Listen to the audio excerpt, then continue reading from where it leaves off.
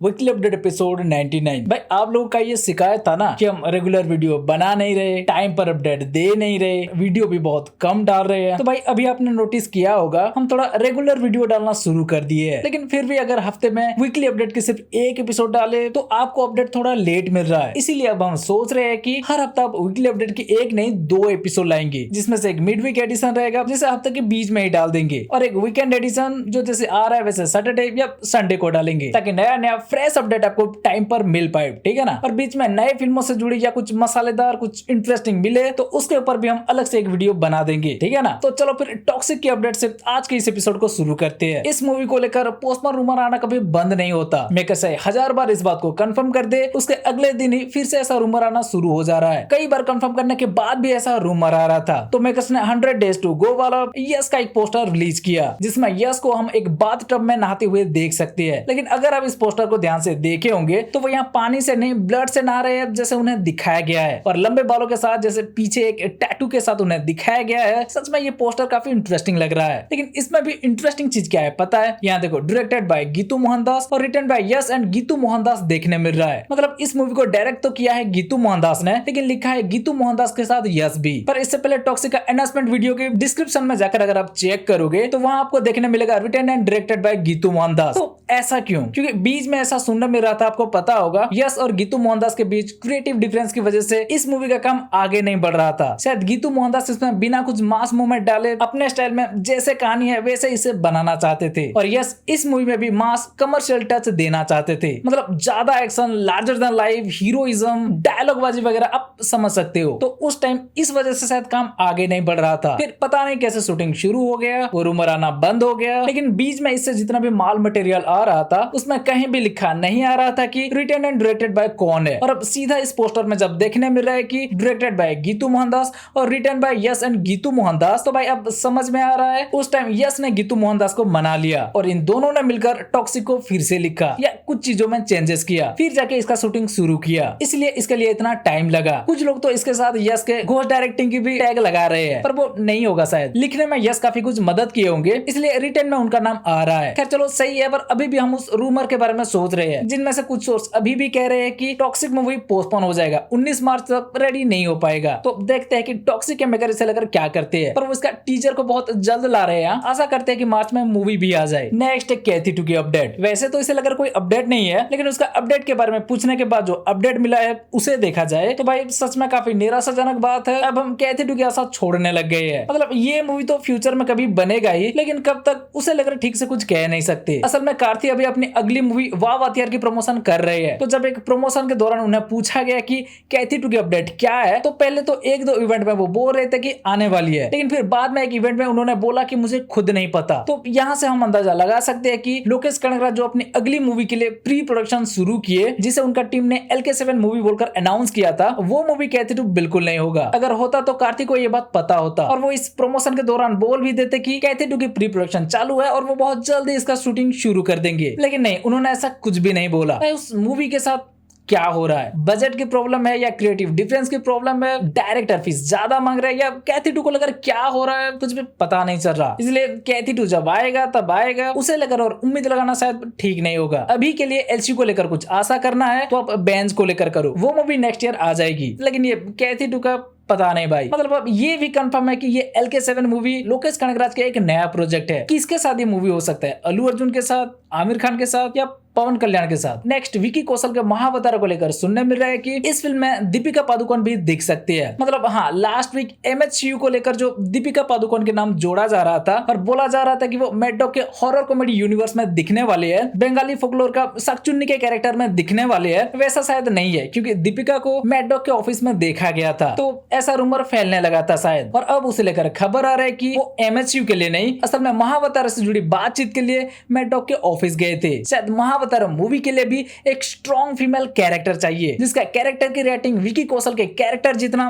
Strong किया गया है। इसलिए वो एक पॉपुलर एक्ट्रेस को भी इस रोल में दिखाना चाहती है, और दीपिका पादुकोण अभी उस लेवल पर है। तो मैड डॉग वाले बातचीत कर रहे हैं, लेकिन अभी तक शायद कुछ भी फाइनल नहीं हुआ। आगे अगर सब कुछ सही जाता है तो महावतार मूवी में हमें विकी कौशल के साथ दीपिका पादुकोण भी दिख सकती है। नेक्स्ट सूर्या 47। इसे लेकर काफी पहले से रूमर आ रहा था, आपको पता होगा कि सूर्या आवेशम के डायरेक्टर जीतू माधवन के साथ एक मूवी बनाने वाली है, और उसमें नजरिया के साथ नसलन भी दिखेंगे। तो भाई यहाँ अब वो रूमर सच साबित हो चुका है और बहुत ही सिंपल तरीके से इस मूवी का पूजा सेरेमनी भी कंप्लीट हो चुका है, जहाँ सूर्या के साथ हम जीतू माधवन, नजरिया और नसलन को भी देख सकते हैं। अब मुहूर्तम कंप्लीट हो गया है तो बहुत जल्द इसका शूटिंग भी शुरू हो जाएगी और उससे भी पहले इसका टाइटल टीजर के लिए एक प्रोमो शूट किया जाएगा, ऐसा सुनने मिल रहा है। लेकिन फिलहाल सूर्या करुप के बाद सूर्या 46 की शूटिंग हैदराबाद में कर रहे हैं। इस मूवी का शूटिंग अभी फाइनल स्टेज में है, तो इसे कंप्लीट करने के बाद वो उसका सेट ज्वाइन करेंगे और इस मूवी का ज्यादातर पोर्शन को केरला में शूट किया जाएगा, ऐसा भी सुनने मिल रहा है। काफी सारे मलयालम एक्टर्स भी इसमें देखने मिलेंगे, तो हो सकता है इसका कहानी ही केरला में टेक प्लेस करने वाली हो। और इस मूवी में सूर्या काफी दिनों बाद फिर से एक पुलिस रोल में दिखने वाली है। अड़गरम नाम की एक प्रोडक्शन हाउस इस मूवी को बना रही है। उस प्रोडक्शन हाउस की ये पहला मूवी है और इंटरेस्टिंग बात ये है कि इस प्रोडक्शन हाउस का फाउंडर भी सूर्या ही है। अब जिस किसी को पता ना हो बता दे भाई, उनके पास 2D एंटरटेनमेंट नाम से एक प्रोडक्शन हाउस पहले से है। उस प्रोडक्शन हाउस के अंडर वो अभी भी फिल्में प्रोड्यूस कर रहे हैं। फिर पता नहीं क्यों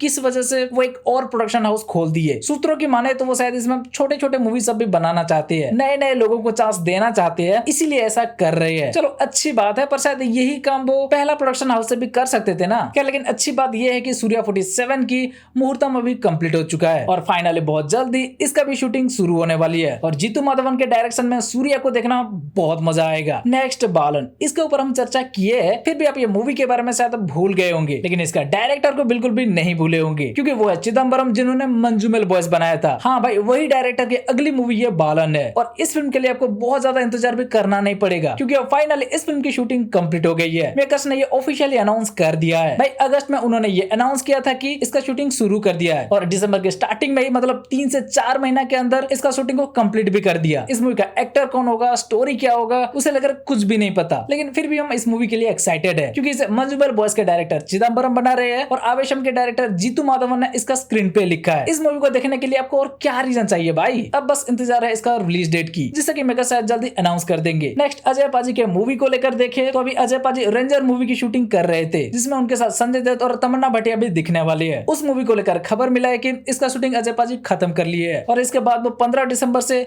दृश्यम 3 की शूटिंग शुरू कर देंगे, ऐसा भी खबर आ रहा है। सूत्रों की माने तो 15 से 25 दिसंबर तक 10 दिन के उनका ये पहला शेड्यूल होगा, जिसमें अजय पाजी के साथ तब्बू और अक्षय खन्ना भी सेट ज्वाइन करेंगे। फिर न्यू ईयर के ब्रेक के बाद जनवरी की फर्स्ट वीक से इसका शूटिंग शुरू करके अप्रैल तक पूरा शूटिंग कंप्लीट कर लेंगे, ऐसा खबर मिला है। पर भाई लगता है चाहे तो वो उससे पहले भी इसका शूटिंग कंप्लीट कर सकते हैं क्योंकि मलयालम में मोहनलाल की टीम ये करके दिखा चुके हैं। 2 महीना के अंदर उन्होंने दृश्यम 3 की पूरा शूटिंग को कंप्लीट कर लिया था, तो अजय पाजी की टीम को 4 महीना क्यों लगेगा। हाँ, अगर ये लोग इस बार दृश्यम 3 की स्केल को बड़ा करेंगे तो देखते हैं भाई, धीरे धीरे पता चल जाएगा। नेक्स्ट बैटल ऑफ गलवान, एक और शेड्यूल के साथ इसका शूटिंग भी कंप्लीट हो गई है और इस मूवी का टीजर, प्रोमो या ग्लिम्स को लेकर पता चला है कि 27 दिसंबर भाईजान के बर्थडे पर इस मूवी से कुछ तो रिलीज किया जाएगा, लेकिन वो क्या होगा, कोई एक प्रोमो, टीजर या सिर्फ एक पोस्टर, वो हमें आगे पता चलेगा। और इसका भी रिलीज डेट को लेकर अभी तक ईद ही खबर आ रही है। बाकी देखते हैं अगर आगे इसके मेकर्स प्लानिंग में कुछ चेंज करते हैं, नहीं तो ये भी टॉक्सिक मूवी के साथ क्लैश करेगा। नेक्स्ट हैवान मूवी, जिसका शूटिंग अक्षय पाजी पहले से ही कंप्लीट कर लिए थे, अब उस मूवी का पूरा शूटिंग कंप्लीट हो चुका है। मेकर्स ने ये ऑफिशियली अनाउंस कर दिया है, लेकिन अभी तक इस मूवी का रिलीज डेट को वो लोग अनाउंस नहीं किए, तो ये देखना काफी इंटरेस्टिंग होगा कि वो इस मूवी को किस डेट को रिलीज करते हैं। ये मूवी मोहनलाल के ओपम मूवी का रीमेक होने वाला है, लेकिन पूरी तरह नहीं, कुछ चीजों को इसमें बदला गया है, ऐसा बोला जा रहा है। तो देखते हैं इसका टीजर ट्रेलर आने के बाद वो भी पता चल जाएगा कि ये पूरी तरह ओपम जैसा होगा या थोड़ा अलग। नेक्स्ट किक 2 को लेकर काफी पहले से ही खबर आ रहा था और सिकंदर का शूटिंग करते टाइम मेकर्स इसका एक छोटा सा हिंट भी दिए थे, लेकिन सिकंदर को जिस हिसाब से रिस्पॉन्स मिला, भाईजान और साजिद नाडियाडवाला के साथ किक 2 बनाए कि नहीं डाउट था, पर अब भाई उसे लेकर भाईजान खुद कंफर्म कर चुके हैं कि वो किक 2 मूवी बनाने वाली है। लेकिन इसका स्क्रिप्टिंग कितना आगे बढ़ी, इसका सपोर्टिंग कास्ट में कौन सब आएंगे और ये मूवी कब तक फ्लोर में जाएगा, उसे लेकर अभी तक कोई अपडेट नहीं मिला, तो वेट करके देखते हैं, धीरे धीरे वो भी पता चल जाएगा। पर हम डेविल के कैरेक्टर में भाईजान को फिर से देखने के लिए एक्साइटेड है भाई। इसके बाद भाईजान को लेकर अब एक और रूमर आ रहा है कि आर्यन खान सलमान खान को एक स्टोरी सुनाई है। भाईजान भी उस मूवी में इंटरेस्ट दिखा रहे हैं, लेकिन अभी तक वो इस मूवी को साइन नहीं किए। सब कुछ सही गया तो आगे हमें इस कॉम्बो के साथ एक मूवी देखने मिल सकता है, ऐसा बोला जा रहा है, लेकिन ज्यादातर चांस है कि ये रूमर फेक हो। फिर भी देखते हैं भाई क्या होता है। नेक्स्ट 3 इडियट्स को लेके भी अब एक रूमर फैलने लगा है कि इस मूवी का सीक्वल यानी 3 इडियट्स 2 बनने वाली है। इसमें वही पुराने कास्ट आमिर खान, करीना कपूर, आर माधवन और सरमन जोशी वापस आने वाले हैं। डायरेक्टर भी वही होंगे, राजकुमार हिरानी, और प्रोड्यूसर भी। और सब कुछ सही गया तो 2026 की एंड तक